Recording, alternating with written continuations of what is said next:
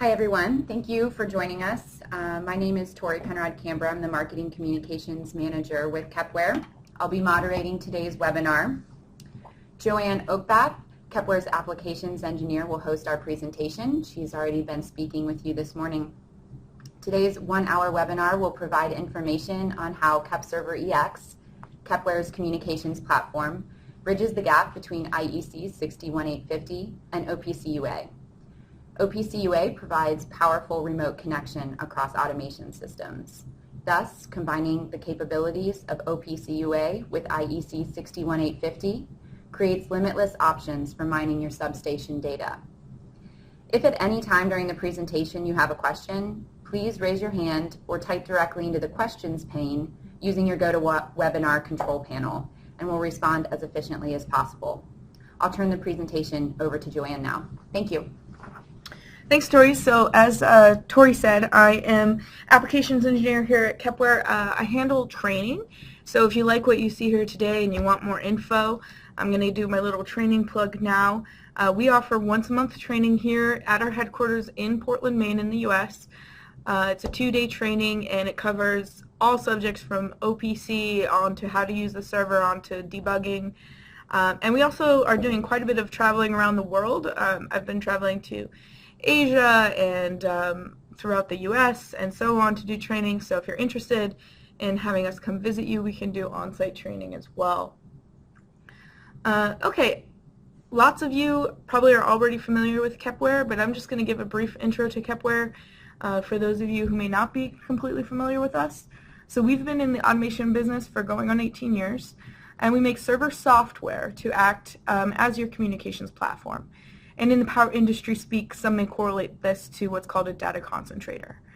Basically, we're the window through to your data. So we're the hub for your devices to speak through to your HMI or SCADA and your control centers.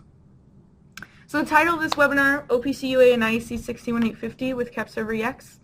We're going to spend a little time actually on kind of a high-level overview for those of you who may not be completely familiar with 61850 in the power industry. And then we'll spend a lot of time on 61850's functionality and a little bit of time on OPC UA, how that works and how that hooks in to KEPServerEX. So before we begin, I want to take one more poll real quick. And I'm going to ask you, on a scale of 1 to 5, how familiar are you with 61850 protocol? So 1 is no experience whatsoever, and 5 is you're an expert. You've read the 1,000-page protocol document, and you know all about 61850.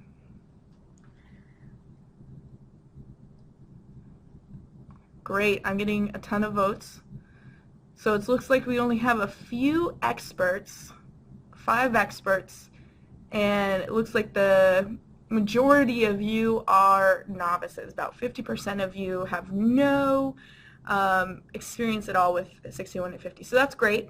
We're definitely going to have material, you know, that'll at the end be more technical and talk to some of the experts, and you might know a little bit more what we're talking about at that part.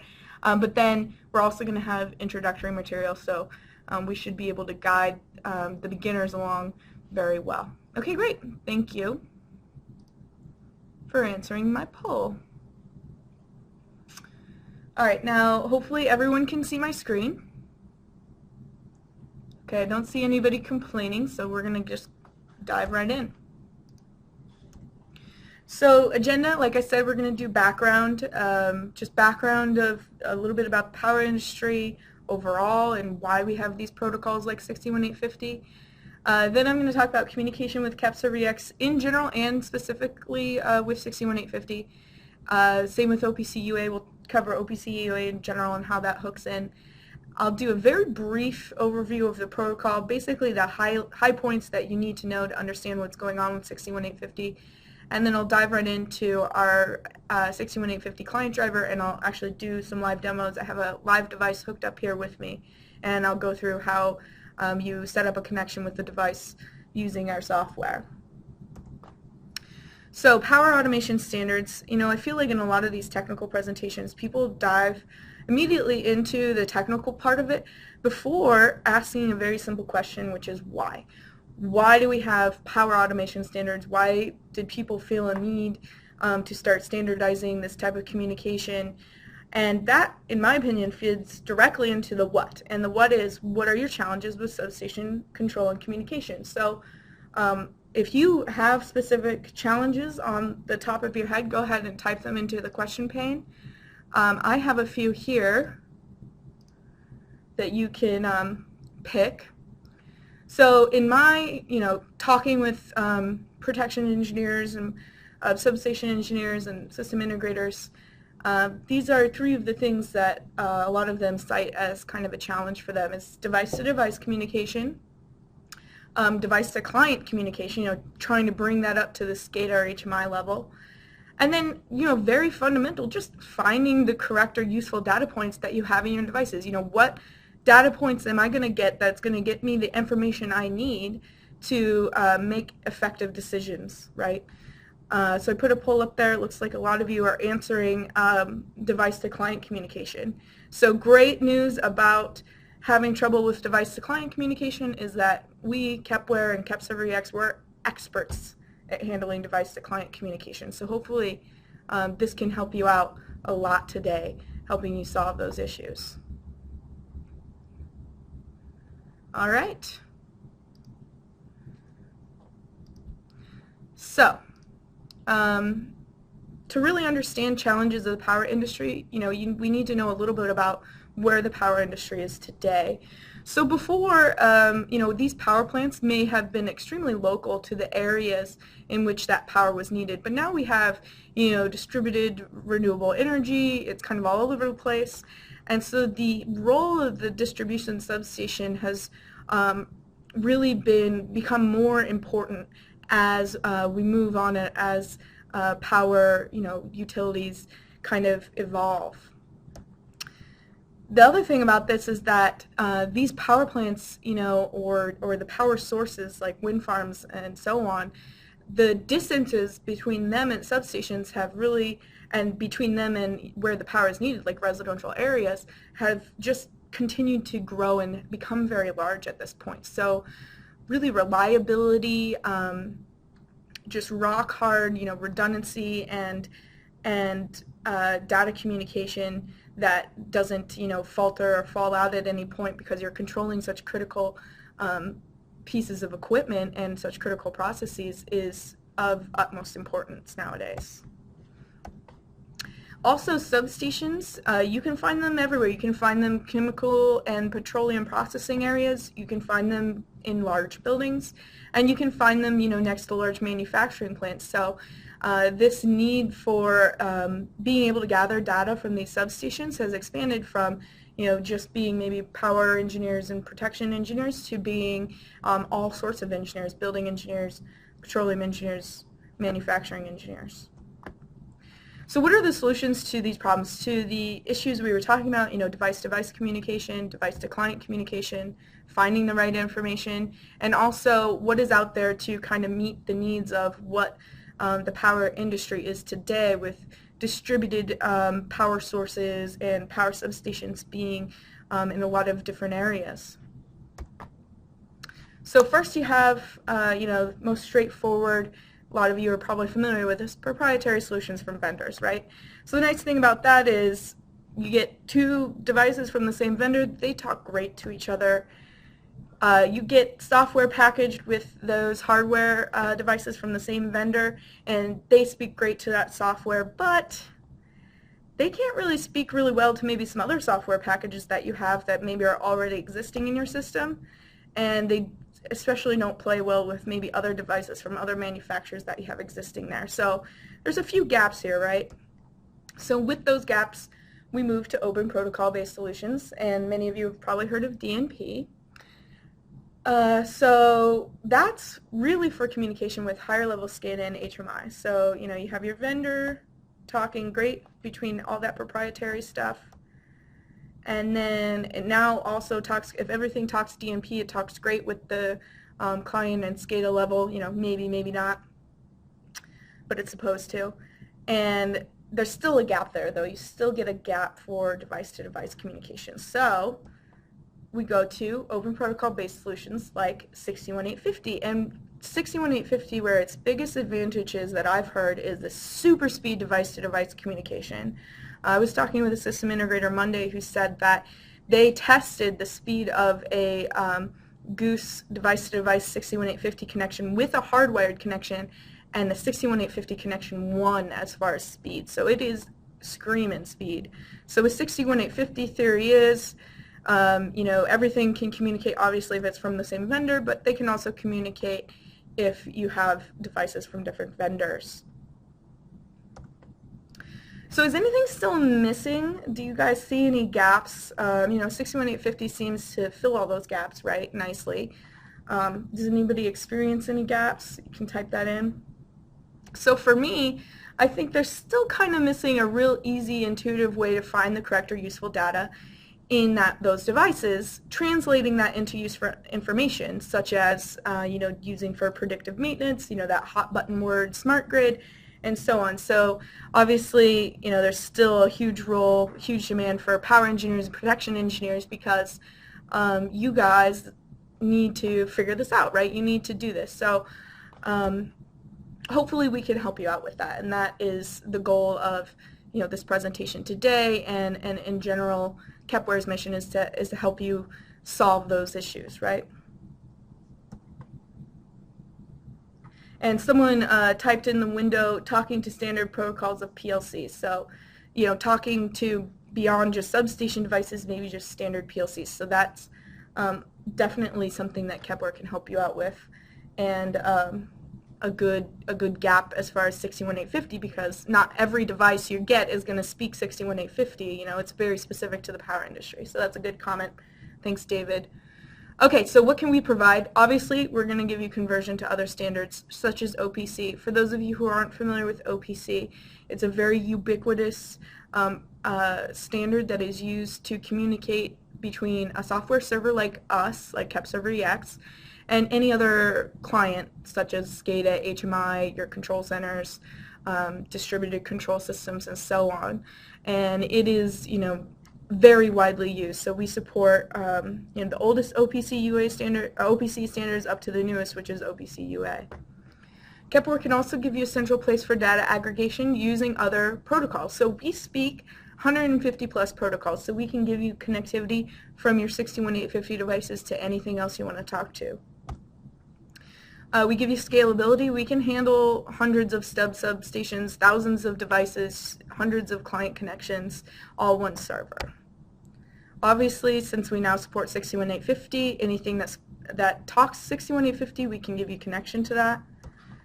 And then I'm going to demonstrate to you, but manageable ways to get data from your device, right? So kind of trying to fill that gap where you might still have trouble even using 61850, finding the correct data points and getting information from your device. So, you know, I list these, I'm telling you this.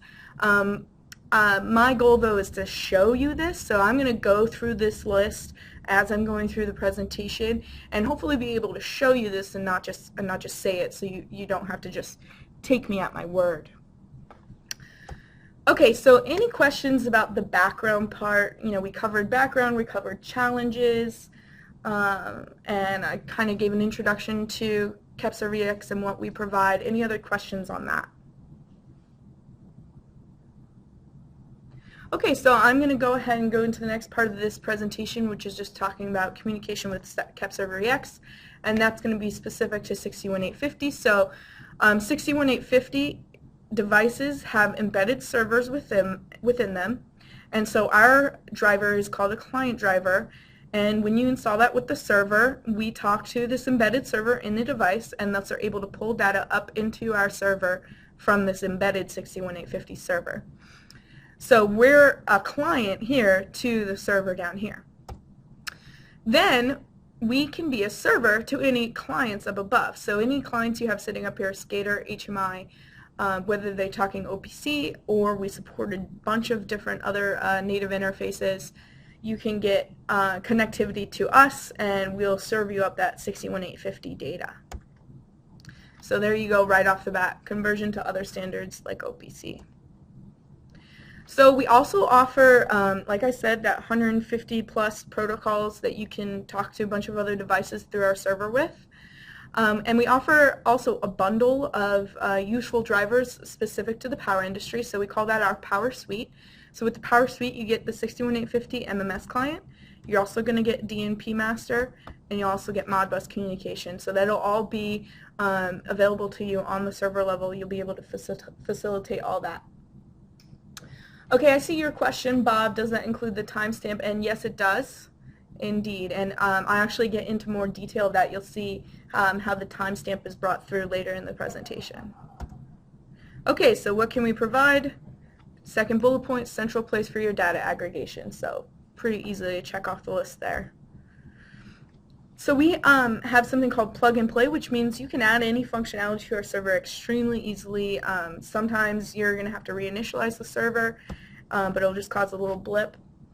So you can connect to, hundreds of different clients, historians, SCADA, HMI, all that good stuff, and then hundreds or thousands of different devices. So very easy to get connection going using KEPServerEX as your hub. So our third bullet point there, scalability. We're able to handle all those tasks. So real quick, we're able to check all those top 3 off the list. All right, so now I'm going to get into OPC UA. This is going to be about OPC UA in general, so we can take any 61850 data using our IEC 61850 client driver and pass that up to OPC UA. So if you're not familiar with OPC, OPC is just open platform communications standards for the client to server communication, so between the HMI and any server hub that you may have, and it's the most recent OPC standard. Luckily, it leverages TCP and HTTP for communications, which is nice because that's something we're all familiar with. It's really easy to get connectivity going, and there's no brain surgery going on there. And then it actually is super secure. It uses the same security as e-commerce, and basically all you do is you do a certificate exchange. And for those of you who use Amazon, if you're willing to trust them with your credit card transfer, then you can trust OPC UA. No one's going to be able to sniff that line and get the data that you're transferring from server to client. So that's nice. I have a question from David. I'm going to come back to that question, David, about the timestamp. We're going to cover that a little bit later in the presentation. Actually, I have one of the 61850 developers here. He's kind of our in-house expert on 61850, so he can help you answer that question. Okay. So OPC UA is based on what we call endpoints. So that can be hosted by any operating system. It doesn't have to be Windows. And right here, we're showing Kepware over everywhere, but it doesn't necessarily have to be Kepware. It can be anything that supports OPC UA. So if we pretend this is a server and these are the clients, right? Then all the client needs is this address for your server to be able to connect. And it looks very similar to it, like maybe a web URL that we're used to seeing, right? So here's the IP of that computer, IP address. 49320 is the port that the OPC Foundation is using for OPC UA communications. So unless you decide to change that for some reason, it'll always be 49320. And then it's prefixed here with opc.tcp, and that's all you need. You just enter that address in your client, you exchange certificates for secure communication, encrypted communication, and you're good to go. You got communication going. And like I said, KEPServerEX, we have a OPC UA client driver. You can install that and get connection to another PC if you have our server installed on that to create a UA tunnel. You can use any other OPC UA client on this side and connect any PLC or device over here and pass it up to any other client over here. So it's very flexible. Okay, so for the demo here, I'm really just going to show you how this looks in our software to give you a good idea. So I have my little KEPServerEX administrator icon down here in my toolbar. Hopefully you all can see that. I right click on that and go to OPC UA configuration. I'm just going to delete my endpoint, when you first open it, all you're going to see is this blank server endpoint page here. Trusted clients, it's telling me here that I trust myself as a client, I trust the server on my computer as a client. You can discover servers, OPC UA servers that are on your network. I trust myself, this computer as a server, and then here are my certificates. This is where I would generate certificates if I needed to import a security certificate into a client. Most clients handle certificate exchange automatically, like Amazon does with your own computer. So server endpoints, very simple. I select which network interface card I'm going through. Leave that port, select what security I want to use. Security is to RSA standards.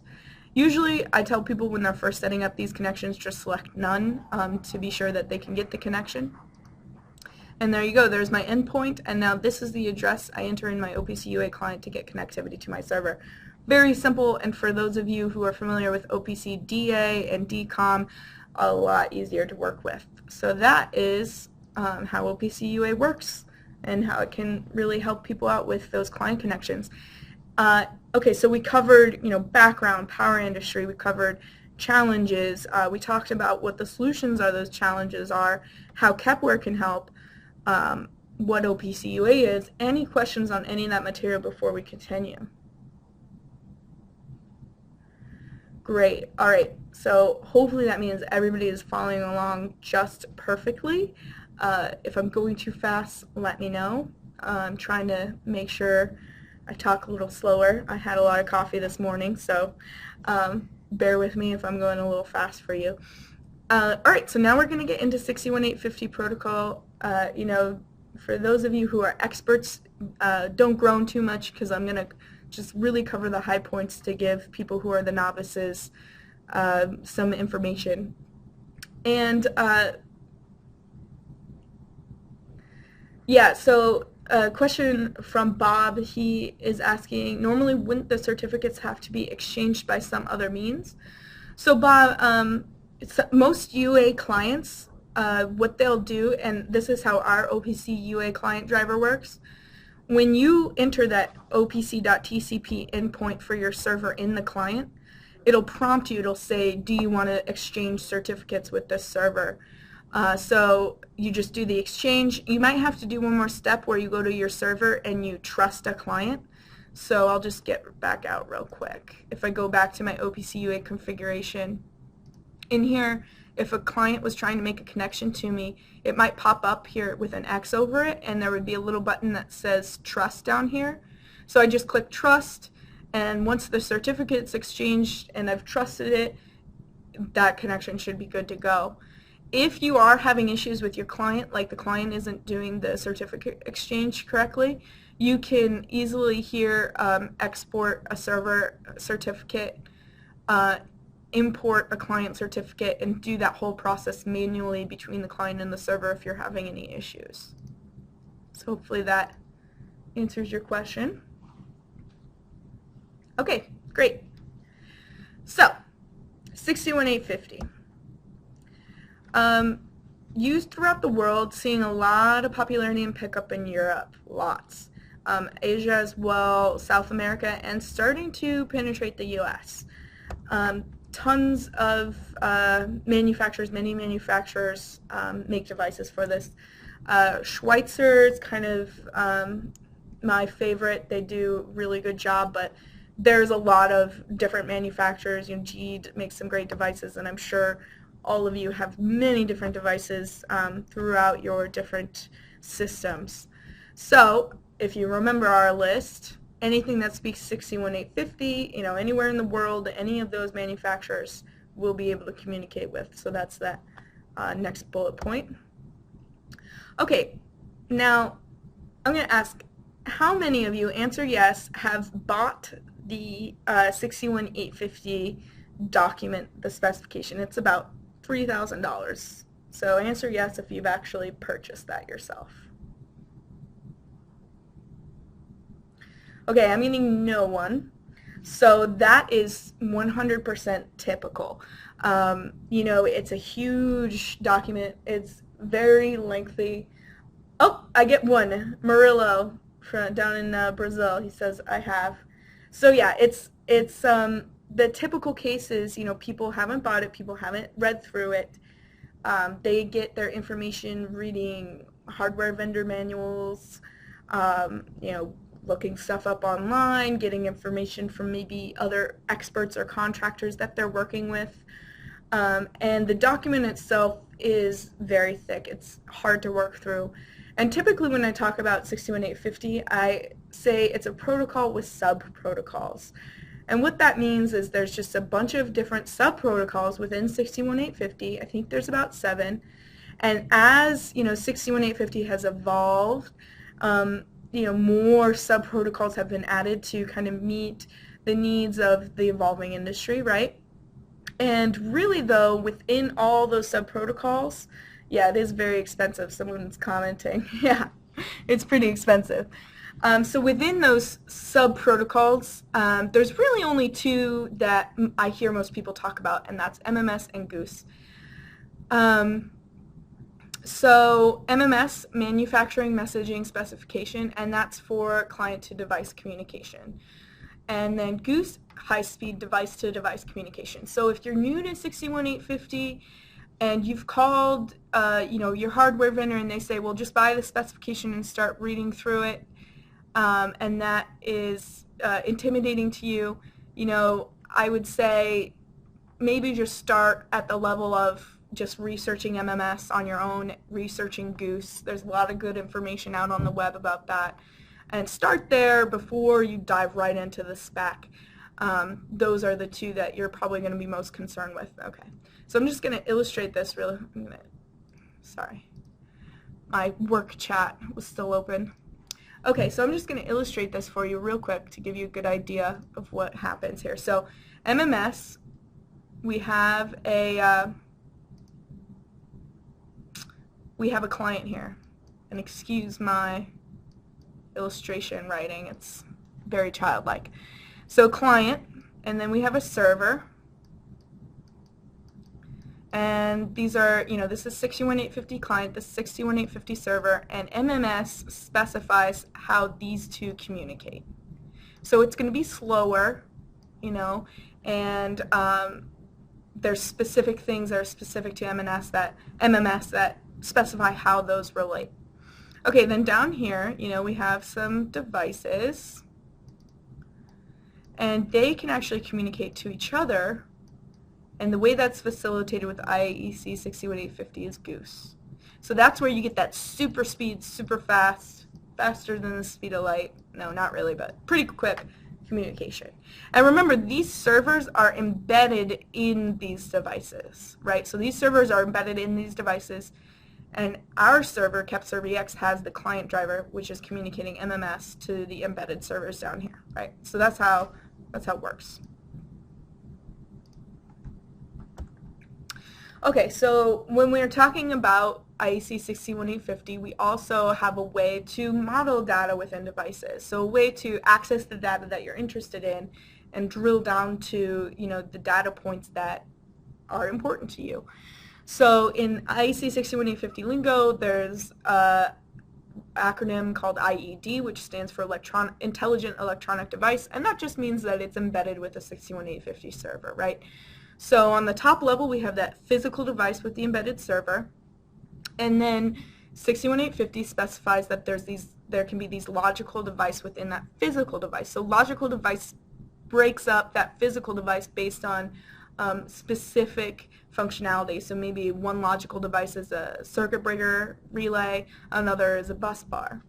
Under those logical devices are logical nodes, and logical nodes are broken up by specific function within that logical device. So you might have a logical node for the control, a logical node for the protection. These logical nodes vary widely across vendors. So in Schweitzer cell devices, I believe there's 5 logical nodes. In some devices, there's 100. In GE devices, there's just 1. So it really varies widely, and there's really no standard for how many nodes there can be in one device. So that's where a lot of the confusion comes in, how do I get my data? Below logical nodes, there's functional constraints, so that's just groupings of data within that logical node. So MX is measured data, ST is status data, and then under that are data objects. So to get to a piece of data within this device, you specify logical device, logical node, functional constraint, and then data objects. So you can see how that can get really complicated, especially if you're working with a lot of different data points. So just once more, functional constraints, they're going to group data into useful categories. So in your status functional constraint, you'll have health and behavior. MX, you'll have voltage, current. CO, you're going to have control data, so whether or not you want to turn a switch on or off. Within data objects themselves, that's where we finally drill down to the data primitives that are specific to that object. So that's where you get the value, quality, and timestamp related to that data object. Okay, so any questions? That was just the protocol in general. I'll come back to talking about specifically what data primitives mean, you know, where that timestamp is coming from and all that in a minute when I start doing the demos. But any questions about the protocol itself? Okay, like I said, that was really the high points.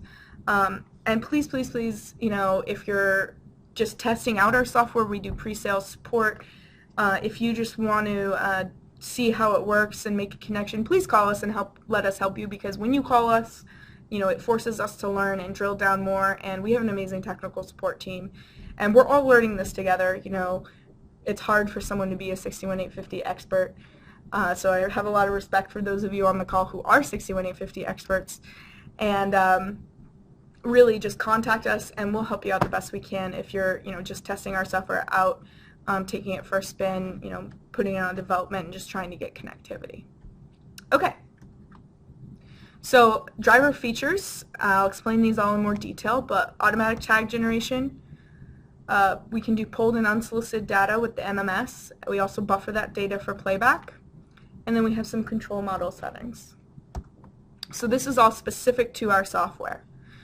So for automatic tag generation, what is automatic tag generation in general? Well, okay, say you have our server and you have a device and you want to be able to get data from that device. Well, you might groan at first and be upset because you think, oh, I got to open the manual, I got to figure what addresses that piece of data is, I got to enter that manually in the server. Well, luckily, a lot of our devices and the 61850 driver itself support something called automatic tag generation. And what that means is you just click a button, say auto create, and what the server does, it goes out, asks that device, what information do you have? Device hits us back, here's my information, we create the tag database, referencing all that information in the device, bam, you have your data and you're good to go. And then you can look through the client or through our server and say, start filtering from there, say, what data do I need? So, you know, you get all the data and then you just throw out whatever you don't want. Okay, so we're going to demo this real quick with, oh, and for those of you running the demo, it's on a 2-hour timer. But if that 2-hour timer runs out, you just stop runtime service, start it again, and you should be good to go. So before I show you automatic tag generation, I'm just going to show you how to create a channel and device within our software for 61850. So for those of you not completely familiar with Kepware, this is the KEPServerEX configuration window. So this is just where you start adding connections to your devices. To start adding a connection, you add a channel. So we're just going to call this 61850. Like I said, huge list of drivers that we support. Scroll all the way down to 61850. If you have multiple NIC cards, you can go through that, but usually I just leave all these at default. You know, you can access all these windows after you exit the wizard, so there's really no reason to worry about setting them up correctly. You know, the defaults are meant to give you connectivity and have it working right out of the box. Then I'm going to add a device, so this is where I'm going to enter the specific IP address of my device. Once again, you know, some of these windows like scan rate and everything, I just wouldn't worry about it, just leave it at defaults for now. You know, things like timeout and auto demotion you don't need to worry about. You can create that tag database from the device on startup. I'm just going to go back in and create it later. And then here you can, you know, import an SCL, Substation Configuration Language file if you'd like. So that's a file generated on the embedded server level, and you can import that and get a little pop-up window, select the specific subnetwork device and access point you're working with, and import all your data that way. Here I'm just going to connect to my live device, so I have to enter my IP address here, and that is correct. And then once again, like I said, just going to leave all of these at default. I'm going to come back to them and explain them to you in a minute. Okay, so now I just right-click the device, go to Properties, and I access all those things that I saw in my wizard that I just skipped through before. So first thing I'm going to do, I'm a beginner user. I don't know what all of these means. I don't really feel like going through every single one of these tabs. I'm just going to go to Database Creation, click my handy-dandy Auto Create button. It's going to take a minute because it's pulling a huge chunk of data from the device that I have in front of me here.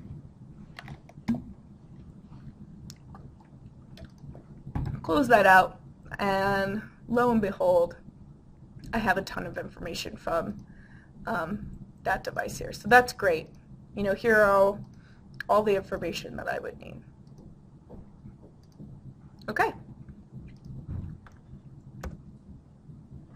So, if you hadn't noticed, we created a hierarchy there, a bunch of folders that you saw, which we call tag groups, and they were all generated, and they actually represent that device hierarchy we went over that is in the protocol, right? So all those tag groups, the first level represents the logical device, any logical nodes you have, and so on down the line. So that's nice, right?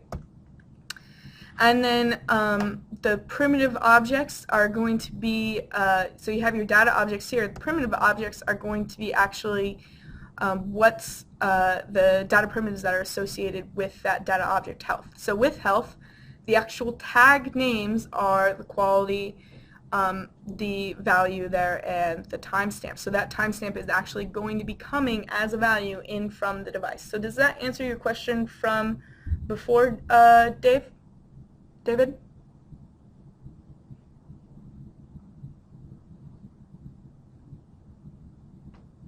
Okay, great. That's good. So all those data primitives are going to be imported. Each data primitive for quality, value, and timestamp is going to have a tag, and then each of these tags have their own values associated with them. So the value for the time tag here is actually going to be the date that you pulled in that data. The value for health here is going to be, a character that says that it's up and going, and then Q is going to be quality, whether or not that data is coming through. Okay, any questions as far as like that hierarchy and how the tags are generated, automatic tag generation? We're going to actually launch a client, an OPC client, and see data changing within the device in a minute here. Okay. So now we'll talk about how we get pulled data and how we get unsolicited data using MMS through the 61850 client driver. So we actually allow you as a KEPServer user to pull an entire logical node at once. So what that means is you do one read request. One read request to your device, so you get all the logical node data back at once.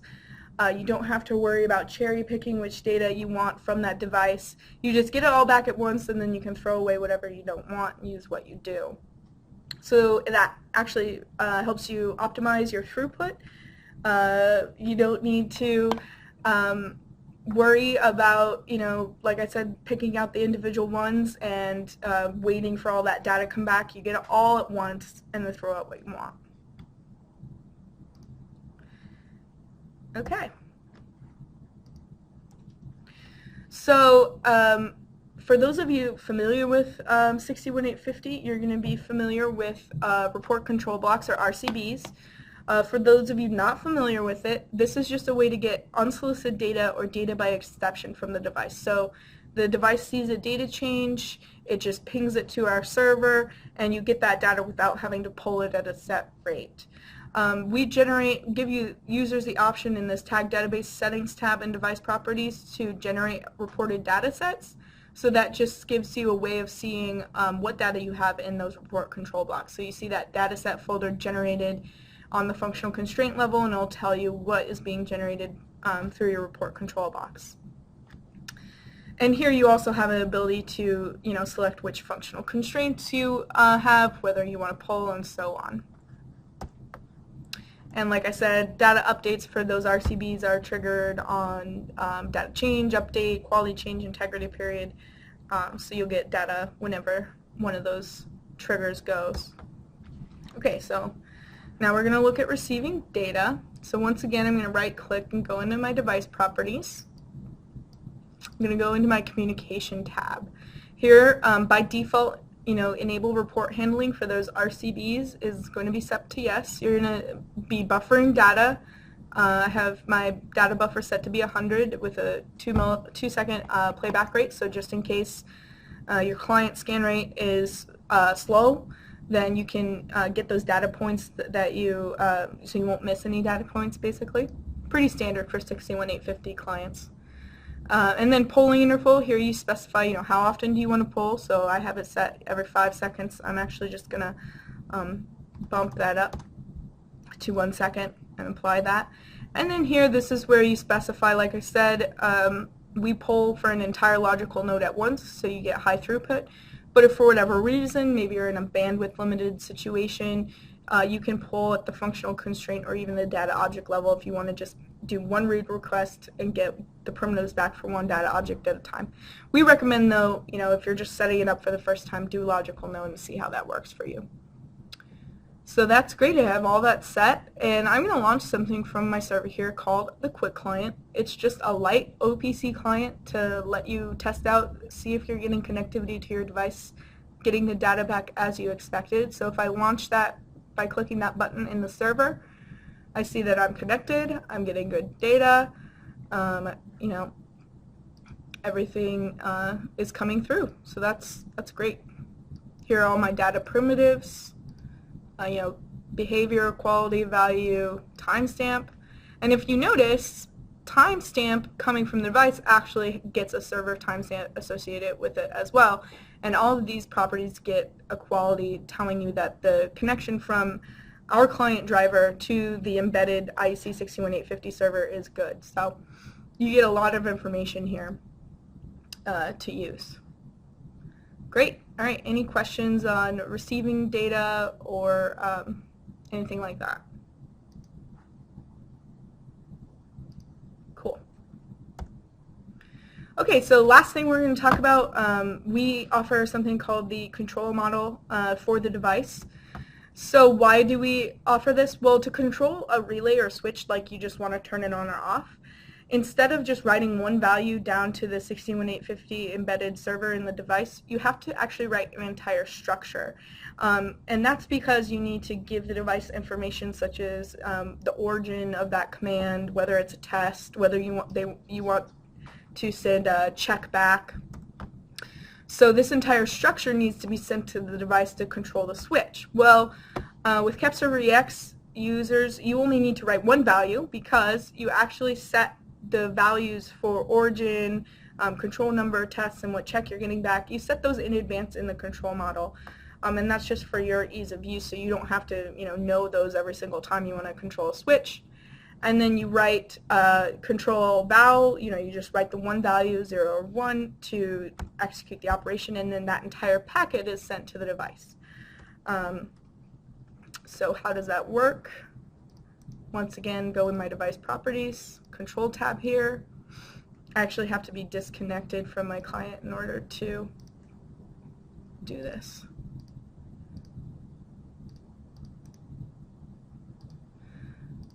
So I set, the origin, where this is coming from, give it an identity, set any of these, apply that.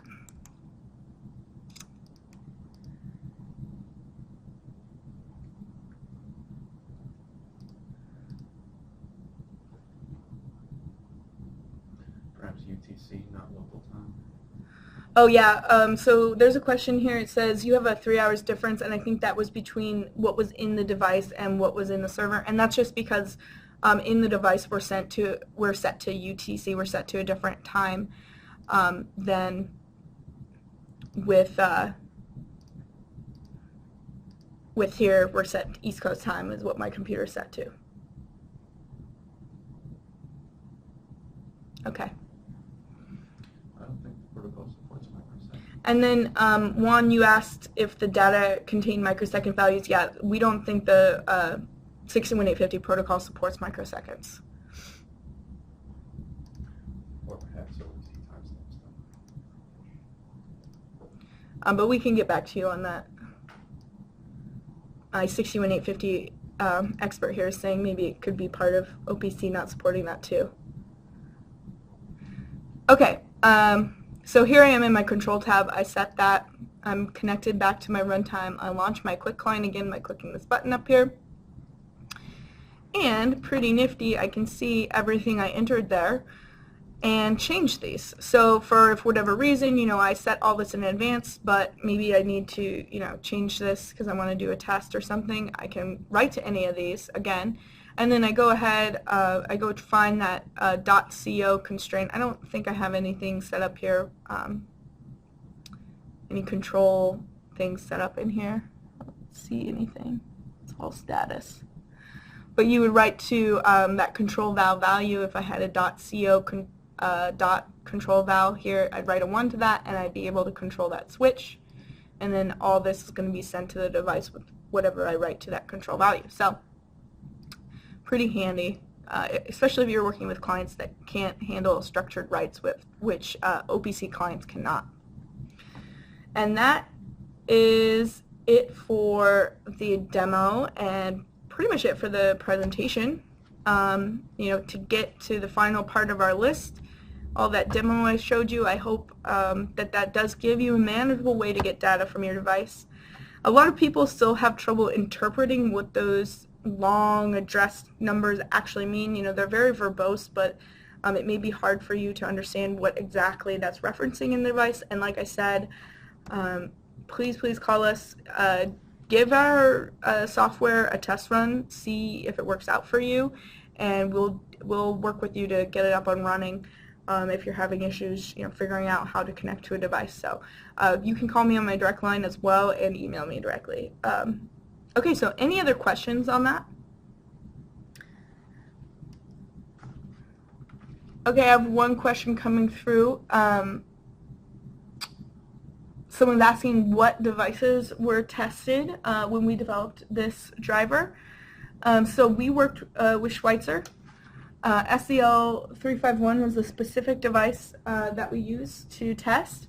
And then we had a pretty extensive beta tester program.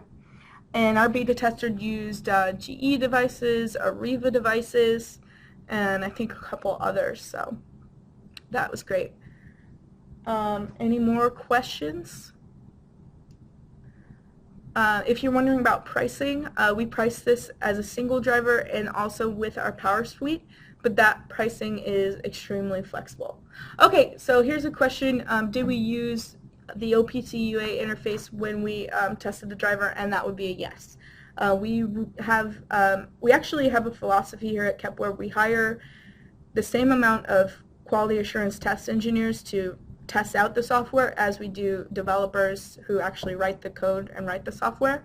So we rigorously tested this with all of the interfaces, and that includes OPC UA. Okay, here's another question. How is the timestamp best used in the SCADA application? So that really depends on what you're looking for. You can use the timestamp from the server if that's set to local time and you maybe don't trust the device timestamp because it gets out of sync or it wasn't set up correctly to begin with. Or maybe you do want to use the device or the device IEC 61850 timestamp because that is set up correctly, and that's what your protection engineer set up to be used at the SCADA level. So it really depends on your application. Okay, bunch of questions. Is the UA, I'm not sure what that word is supposed to be. Castra? Is that supposed to be faster? Okay, faster, yeah, okay, great. So is the UA faster than DA? They're actually both supposed to be at the same speed specs, I think. Usually OPC says they only guarantee down to 10 milliseconds, but we usually say 50 millisecond rate for that to be reliable data. So I'm not really sure, really clear on the faster. I'll take a note to check, but I think that it's supposed to be pretty much the same as DA. But it is definitely more secure and easier to set up than DA, that's for sure. Does it interface with the A and E server? So if you use our Alarms and Events plugin, then yes, you can interface with the A and E server, no problem. Also, in our event log here, we pass simple events up to AE, OPC AE servers, so you can get all this information. So say if there's an error or an alarm here, like you weren't able to connect to a device, you would be able to get that at your Alarms and Events server as well. Okay, let's see. I will be sharing this presentation with you. You'll all get this recording. Everybody who registered will get this recording. So that will be no problem. Can writes back to the device be disabled? We'd be looking, yes, actually, Ethan, coming out in our June release v5.12, we're actually releasing something called our Security Policies plugin, and that allows you to do whatever you want to disable writes back to the device to do anything, restrict anything that you want on the client level. In the meantime, you can just set all your tags read. Oh yeah, and in the meantime, you just set all your tags read-only if you absolutely don't want anybody at all. So if I click on this tag, you see that client access is set as read-only. You know, any of these tags that I have in here. See, the little pencil here means it's writing. So if I just come in here and set read-only, that's fine. If you don't want to go through and do that for every single tag, very easy. Just right-click, export as CSV. Save that to my desktop. Open that in my desktop. Oh, you know, it's being accessed. But I would open that. It would have the read-only column showing, and I just, you know, change any read-write to read-only in that CSV. I go back into my server, right-click, and import that CSV again to get all those tags to be read-only. So pretty straightforward there. Okay, can you provide us with these overheads in PDF format for study, David? Yeah, I think that would be no problem whatsoever. So definitely we'll give you the PDFs as well. Okay, would you be sending out your training slides, or do you have reference material we can access? So hopefully, yeah, these slides will be enough for you, and then we have tons of training material. Right now I have like 15 modules or more. You know, similar presentations like this walk you through concepts like OPC, setting up DCOM connections, setting up our server. That's actually a 2.5-hour module. Tons of stuff. So if you want to request any of that training, just contact me directly. And yeah, Eric, do you provide trainings? Absolutely. We love training. I personally love training. I'm a huge fan since I'm the trainer. Like I said, we host the once a month sessions here on site at our headquarters. That's $9.85 per person. You can come and, you know, we provide everything you need. You get all the training files on a little, all the IP on a little USB stick. Pretty soon here we're going to be offering online courses, and like I said, we do lots of traveling all around the world. So plenty of training available for you. Just contact me and I can help you out. Wonderful. Well, those were some really great questions. Thank you so much for your attendance. Tori's going to do a little sign out for you. So I just wanted to say thank you for participating in today's webinar. You are all very active, so that's great. It gives us some great feedback to continue to offer these kind of webinars to you. We'll send you additional information on this topic by email. We'll also make a recording of this webinar available on Kepware's YouTube channel. So if you haven't been to our YouTube channel before, please visit it. There's some other great videos up there already. If you have any questions that were not addressed today, please contact Kepware representative or Joanne by email or by the phone number provided on your screen. And don't forget to visit Kepware.com to download a free, fully functional software demo. This concludes our webinar. Thank you so much for joining.